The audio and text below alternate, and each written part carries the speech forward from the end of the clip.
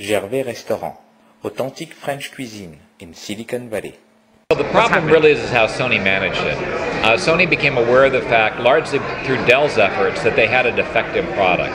But instead of recalling all of the defective products, they went through an incredibly painful process of waiting for manufacturer after manufacturer to experience the problem and then recall it. So first it was Dell.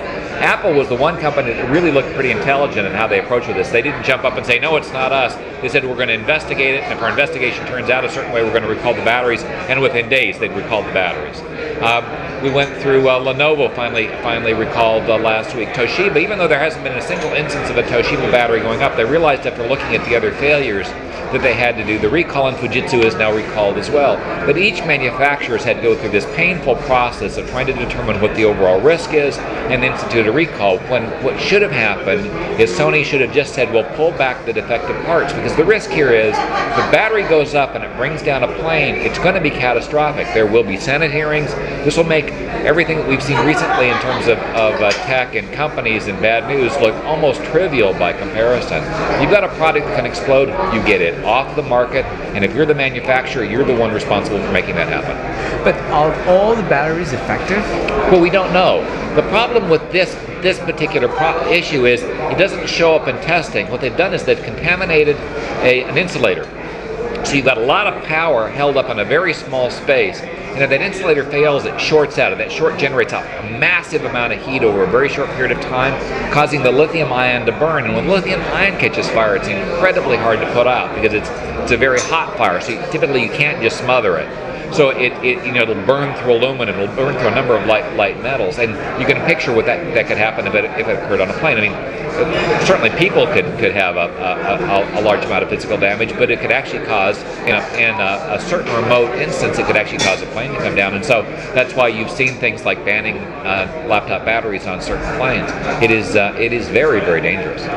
We heard from some vendors that they had special technologies, and that even if the batteries were affected, it would not burn because of their technology that they embedded into the battery pack. Well, the most advanced was Lenovo. They've certainly done more work in this area than I think any other vendor, but even their batteries were catching fire, and the reason is because when the battery shorts out, it is a very sudden, very hot event, and it overwhelms all these technologies. It's just too much heat over too short a period of time, and if you've got something that's flammable nearby or anything else, it will cause a fire and cause the event. As they say, that the lithium ion catches fire, you're in real trouble. Is there an alternative to Sony batteries?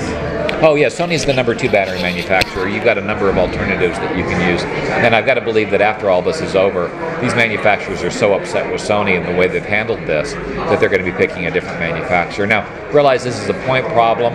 The batteries that have this problem, I mean, they stopped being shipped last year. It's a matter of working them now out of the ecosystem and making sure that they're all removed so they don't have the problem. But it's one that happens with age. So just because it hasn't happened yet doesn't mean it won't happen. And as these batteries age, they could still cause the problem. When a Dell or Lenovo recalls batteries, who pays for it? Sony does. And that's the way it should be. It was their defect. It was their line that was compromised. This isn't a mistake that any of the manufacturers have made. This is a mistake that Sony made. Right. So Sony could have recalled by itself all the batteries and would have... Well, in effect, that's what they kind of sort of did, except they didn't recall all of them.